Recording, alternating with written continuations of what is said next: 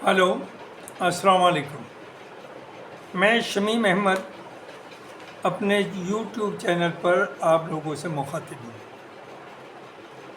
मेरी आज की बात में मैं बात करूँगा इंडिया इस्लामिक कल्चरल सेंटर की, दिल्ली।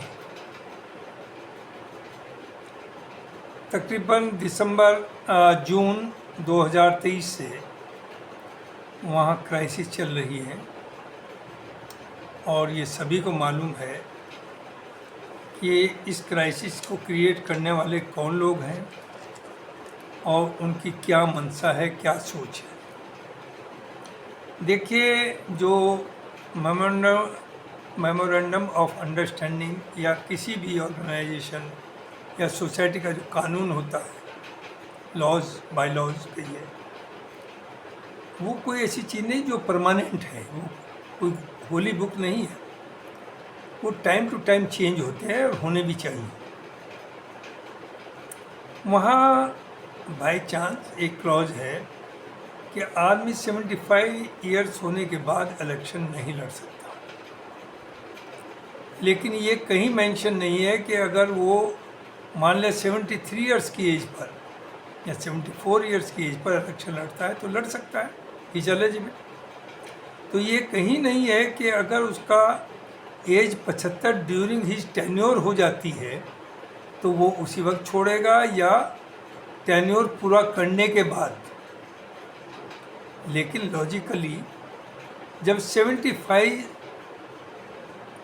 इस चीज़ की बंदिश है कि 75 से कम होना चाहिए इलेक्शन लड़ने के लिए, तो जब वो इलेक्शन लड़ेगा 70, मान लें 74 है, 74 एंड हाफ है, तो वो 6 महीने के लिए तो नहीं लड़ेगा, तो उसे पूरा टेन्योर दिया जाएगा। इसका मतलब वो 80 तक चलेगा। ये है इंटरप्रिटेशन। या जब भी उसका टर्म ख़त्म होगा उस टर्म के एंड तक चलेगा। लेकिन कुछ लोग जो उस वक्त जो प्रेजेंट थे, जिनका बहुत बड़ा कंट्रीब्यूशन है, सिराजुद्दीन कुरैशी साहब का, मैं कोई उनका एजेंट नहीं हूँ, दलाल नहीं हूँ, but I speak the truth कि जिस वक्त कोई नहीं था उस वक्त उन्होंने ये हिम्मत की कि इस सेंटर को, वरना गवर्नमेंट को ज़मीन वापस हो जाती कि मैं बनाऊंगा। और बहुत दिल गुर्दा चाहिए कि अपने नाम के ऊपर, सिर्फ एक नाम के ऊपर 5 करोड़ लोन लिया बैंक से, जबकि वहाँ 2 लोग चाहिए गारंटर। 2 तैयार थे, एक पहुँचे नहीं, अकेले ये पहुँचे। And it was because of Mahmudur Rahman साहब, the former vice chancellor of MU and IAS, senior IAS officer. वो बॉम्बे मर्केंटाइल बैंक के CMD थे, तो उन्होंने चेयरमैन थे, वो लोन दिया। तो ये छोटी बात नहीं है कि आदमी अपने ऊपर इतना बड़ा कर्जा वजन ले, और उसे लेकर के उन्होंने सेंटर को भी कंप्लीट किया और उस लोन को वापस भी किया। नॉट ओनली दी, जो डोनेशंस आते हैं, जो लोग चंदा देते हैं, वो हर एक को नहीं दे देते। अगर मैं मांगूँ कि मैं ये बना रहा हूँ, कोई लाऊँ कोई प्रोजेक्ट, तो मुझे 2 रुपये कोई नहीं देगा। It depends on the credibility of the person. जो कि सिराज साहब की थी, उन्हें लोगों ने दिल खोल करके मदद की और उन्होंने ये सब किया, तो जाहिर है उससे लगाव हो जाता है। लेकिन आप लोगों ने जो बर्ताव किया, जो तरीका किया, कोर्ट में गए, 8-10 लाख रुपए महीना का, यानी 10 महीने हो गए तकरीबन, नुकसान हुआ, उसकी भरपाई कौन करेगा? देखिए, कुछ लोग तरह तरह के 8-10 ग्रुप बने हुए हैं।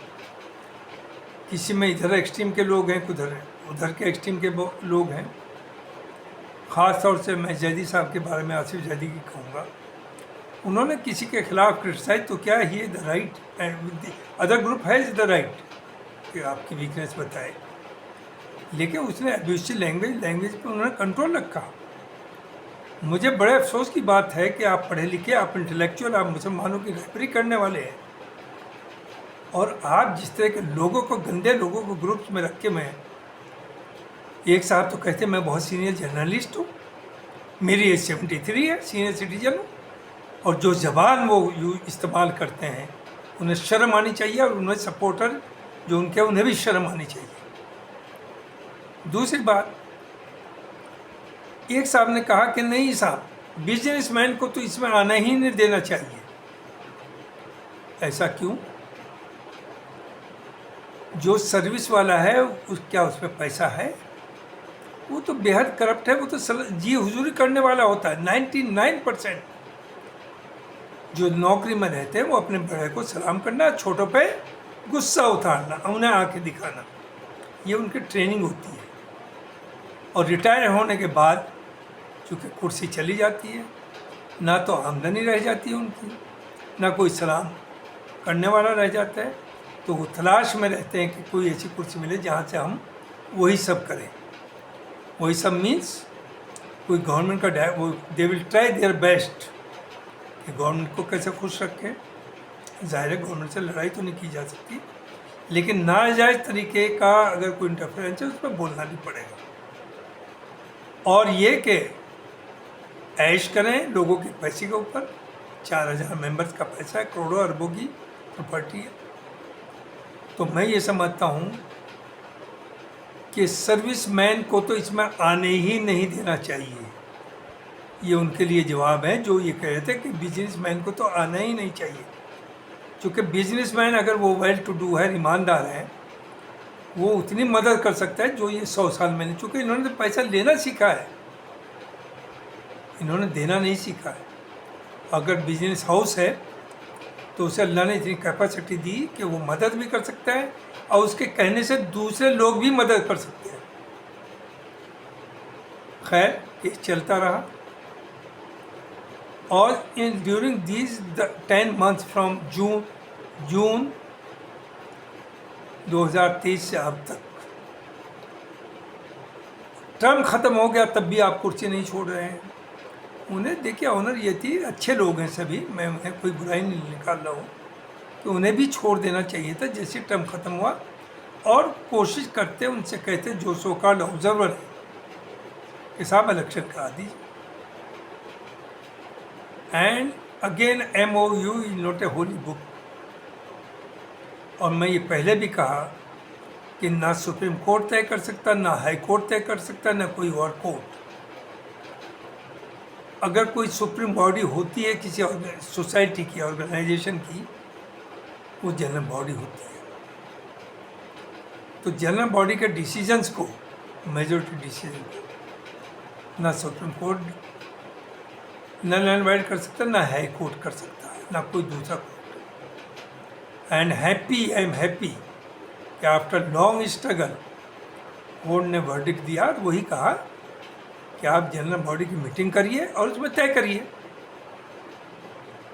और जनरल बॉडी में आप ये कैसे कर देंगे कि साहब आप एज का वो ना लें आइटम। मैं ठीक है, जो उसमें लिखा 2/3 मेजोरिटी या 3/4 मेजोरिटी सपोर्ट करी तो अमेंडमेंट होगा। जब president of India, prime minister, member parliament, governor, chief minister, उनके लिए कोई एज बार नहीं है इलेक्टेड बॉडीज में, तो आप यहाँ क्यों रखेंगे?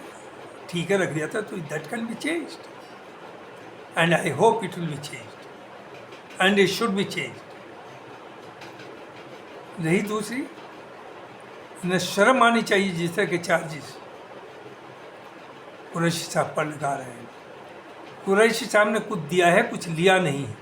आप उन्हें चोर बता रहे हैं, आप उन्हें डकैत बता रहे हैं, आप ये कह रहे हैं उन्होंने लूट लिया सेंटर। चूँकि आप बनी बनाए के ऊपर आप रूल करना चाहते हैं, आप कहते हैं क्या काम किए कम्युनिटी का। भाई रिसोर्सेज देखना पड़ेगा कि हमारे रिसोर्सेज कितने हैं, उसी पे आप कोई प्रोजेक्ट बनाएंगे। और आप ये सोचें कि पूरे मुसलमानों की हिंदुस्तान के ये रहबरी कर लेंगे, इट्स नॉट पॉसिबल। कुछ चीज़ों में इंटरवीन कर सकते हैं, करना चाहिए। इंटरफेथ मीटिंग से गलतफहमियाँ उसे दूर करें। लेकिन आप कहीं ये यूनिवर्सिटी चलाएं, ये कॉलेज चलाएं, ये ट्रेनिंग सेंटर चलाएं, वो तो उस पर अगर कितनी इनकी इनकम है उस पर डिपेंड करेगा।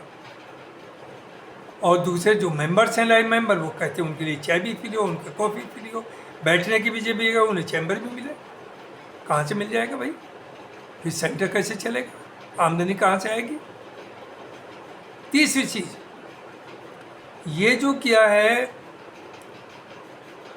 ईयरली कंट्रीब्यूशन, ये गलत है। जो आपके पास 60-70% मेंबर्स वो हैं लाइव मेंबर, जो कि एक तरह से कहलाते हैं sleeping member, they don't visit, they don't come there. तो आप सिर्फ 100, 200, 500 लोग जो आते हैं, उनकी ऐश के लिए दूसरे क्यों भुगते? तो आप प्लान बनाइए, उनसे लीजिए, खाने के लीजिए, रहने के लीजिए, बैठने के लीजिए, जो यूज कर रहा है सर्विसेज को वो पैसा दे, दूसरे लोग क्यों दें? लिहाजा मेरी राय ये है कि इलेक्शन में ये मामला तो बाद में तय हो जनरल बॉडी से, लेकिन इलेक्शन में जितने भी लाइव मेंबर्स हैं, all of them should be allowed to vote, they should be eligible. अब जाहिर है दोनों ग्रुप घबराए हुए थे, ऑब्जर्वर साहब ने, कुछ लोगों ने राय दे दी कि साहब इसकी स्क्रूटनी करिए, जिसने पैसा नहीं दिया उसको नोट एलिजिबल करिए। दिस इज इलीगल, ये लीगल नहीं है। Everybody should vote. और ये पैसा जो है ईयरली, ये सब पे आप नहीं थोप सकते, इसे जनरल बॉडी में दोबारा लाइए। तो मेरा ये कहना है कि इलेक्शन हो रहा है, अच्छे से अच्छे आदमी को लाइए, जिनकी क्रेडिबिलिटी है, जिनके पास्ट को भी देखिए, प्रेजेंट को भी देखिए। सर्टेनली ये अल्लाह की एक देन है, इंटरनेशनली नोन है इस्लामिक सेंटर, लोग जानते, पूरी दुनिया का मुसलमान जानता है। तो यहाँ पर गलत लोग ना आए। कुछ लोग सिर्फ इन ग्रुप्स में इसलिए बोल रहे हैं आगे आगे आकर के कि उन्हें लोग पहचान ले, वो इलेक्शन लड़े और आ जाए। कम से कम इस जंग में आपने सबको पहचान भी लिया, 7-8 ग्रुप्स में कौन किस तरह के लोग हैं। तो अब आप, ये डिपेंड करता है मेंबर्स के ऊपर कि अच्छा लोगों को लाइए। और कुरैशी साहब will have the right to contest. हम में दम है तो हरा ही है। वो जो कहते हैं 20 साल से कब्जा किया हुआ है, शर्म आनी चाहिए आपको। 20 साल से कब्जा नहीं करे हुए, वो थ्रू इलेक्शन आए हैं, मेजोरिटी वोट से आए हैं, लोग उनसे मोहब्बत करते हैं, उन्हें पसंद करते हैं, इसलिए वोट दिया ना। क्या उन्होंने ये तो नहीं किया कि इलेक्शन नहीं होने दिया? तो ज़बान सोच समझ करके इस्तेमाल करनी चाहिए। और सिर्फ ऐसा लग रहा है कि पूरी दुनिया की जंग जो है वो सिर्फ इस्लामिक सेंटर है, और इसमें इस पर कब्ज़ा कर लिया तो हमने दुनिया पे कब्ज़ा कर लिया। अरे हम लोगों को शर्म आनी चाहिए। जो आपका असर हो रहा हिंदुस्तान के अंदर भी, क्या हुआ है अभी अंसारी के साथ। मुख्तार अंसारी एक मामूली आदमी ना, जिसे माफिया कह दिया गया। मुख्तार अंसारी के दादा पहले प्रेसिडेंट रहे कांग्रेस के। दिल्ली की जो रोड है उसके दादा के नाम पर है। मुख्तार अंसारी बहुत बड़ी फैमिली से, बहुत बड़ा फेज़ है। वो गरीब परवर था, गरीबों की मदद करता था, उनके मामला निपटाता था, कोर्ट में नहीं जाने से बाहर समझौते कराता, उनका पैसा बचे। लेकिन चूँकि गवर्नमेंट चाहती है, उसे माफिया प्रोजेक्ट किया, और आप की हिम्मत नहीं। जिस तरह से उनके मरने के ऊपर पूरे यूपी के अंदर अलर्ट, पुलिस, मिलिट्री लगाई गई, क्यों? आखिर क्यों? अगर नॉर्मल मौत थी तो इस सब की कहाँ ज़रूरत थी? आपने तो बहुत कोशिश की, लेकिन मुसलमान तब भी, मुसलमान नहीं हिंदू भी वहाँ लाखों में पहुँचे हैं। आपने कोशिश ये भी की एडमिनिस्ट्रेशन ने कि दफनाने में 10, 20, 50 लोग मट्टी दें, कोई नहीं, हुजूम नहीं रुक पाया। और आई कांग्रेचुलेट असदुद्दीन ओवैसी, जो सबसे पहला एक बहुत पॉलिटिकल फिगर है। वो अलग है, उसकी सीट कम हो या कुछ, but is a popular leader. वो घर पे गया, अंसारी फैमिली से मिला। उसके बाद शर्म आई समाजवादी के चीफ को, अखिलेश जी को, वरना ड्यूरिंग जब से वो जेल में थे, जो जो उन्होंने झेला, जब उन्होंने कहा मुझे जहर दे दिया, किसी पॉलिटिकल लीडर से इंटरव्यू नहीं किया, कोई आवाज़ नहीं उठाई। अब चूँकि इलेक्शंस आ गए हैं तो मुसलमान का वोट की ज़रूरत है, मुसलमान की ज़रूरत नहीं है। ये आप लोग जो बैठे इस्लामिक सेंटर, आप भी इस बात को समझ लें। और अगर आप ये सोचते हैं ना आप अच्छी अच्छी बात करके बच जाएंगे, नहीं बचेंगे। वेरी इंटरेस्टिंग, मोदी जी का कहना है 2024 के बाद करप्शन के खिलाफ मुहिम चालू रहेगी। सिर्फ मैं समझता हूँ इससे अच्छी बात कोई हो नहीं सकती। जहाँ डिफरेंस ऑफ ओपिनियन है वो सिर्फ इसके ऊपर है कि ये नहीं होना चाहिए कि ये मेरा ये तेरा, कि आप बीजेपी में आ जाएँ तो आप पाक साफ हो गए और अपोजिशन में करप्शन उसके खिलाफ एक्शन सबके हो। और मैं ये समझता हूँ 24 के बाद बीजेपी अगर आई, जिसका आना बहुत मुश्किल नज़र आ रहा है, हालात बदले हैं, बड़ी तेज़ी से बदले हैं, शायद ही 200 पार कर पाए, लेकिन अगर आ गए तो सिर्फ करप्ट ही नहीं, जो ये बीजेपी में गए हैं अपोजिशन के लोग अपनी जान बचाने के लिए, स्ट्रेटजिकली उन्होंने उन्हें ले लिया है, चूँकि इलेक्शन जीत रहा है, लेकिन उसके बाद पहले वो उन्हीं के ऊपर एक्शन लेंगे और उन्हें भी जेल भेजेंगे। और जो सेंटर में करप्ट लोग बैठे हुए हैं, दे आर ऑल्सो आइडेंटिफाइड। वो प्रेसिडेंट बने या सेक्रेटरी बने या बीओटी के मेंबर बने या एग्जीक्यूटिव के बने या बनेंगे, वो भी स्पेंड नहीं किए जाएंगे। और गवर्नमेंट ऑफिसर्स को ख़ास तौर से बहुत समझदारी से चलना चाहिए। Maybe they are rare, honest भी लोग हैं, सब करप्ट नहीं होते कहीं, लेकिन आप जानते हैं majority of government officers had never been honest, they are part of the corruption. तो आप सेंटर को बचाना है तो अच्छे एक्टिविस्ट, वो दीन का भी सेंटर नहीं बनना है कि वो एक इस्लामिक सेंटर वो दूसरी सेंस में है, लेकिन वहाँ थियोलॉजी नहीं पढ़ाई जाएगी। तो वहाँ सूझबूझ के अच्छे लोग आने चाहिए। एंड आई विश कि एक मौका कुरैशी साहब को और दिया जाए, लिहाजा जो जनरल बॉडी की मीटिंग हो उसमें वो आइटम अमेंडमेंट ऑफ हिज लाना चाहिए, and if it is approved then he will be eligible. तो मुझे यही कहना है कि इस्लामिक सेंटर एक तो इस तरह की बातें ना करें जो वो नहीं कर सकते, और गलत लोगों से बचें। अभी 2-3 लोगों के नाम आए हैं जो बिजनेस क्लास हैं, बड़े लोग हैं, माशाल्लाह काम कर रहे हैं, तो उनमें से किसी को ढूंढिए।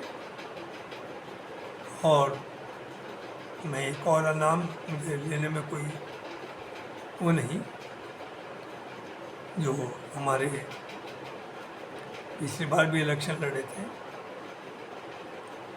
जिनका रिवर व्यू होटल है, बड़े अच्छा उन्होंने किताबचा भी लिखा, लेकिन उनके साथ भी थोड़ी सी दिक्कत आई, थोड़ा शायद वो कुरैशी साहब से बेस्ट है, लेकिन आई लाइक हिम। उन्होंने बड़ी मेहनत की है, बड़ी तरक्की की है, बड़ी लोगों की मदद भी करते हैं। He is one of the top most writer, अखबारों में भी लिखते हैं, और उनकी सोच भी एक बहुत बड़ी सोच है। तो ऐसे लोगों को लाना चाहिए, उनका सपोर्ट चाहिए, और वो दे should B part of the IICC management. तो मुझे यही कहना है कि बहुत सोच समझ के जल्दी से जल्दी इलेक्शन हो, ऑब्जर्वर इस सबसे पीछा छूटे, वो खर्चे कम हो, और जो ये पैसा खर्च हुआ है गलत, इसको रियलाइज़ किया जाए उन लोगों से जो जिम्मेदार हैं इस बर्बादी के। Thank you very much. अस्सलाम वालेकुम।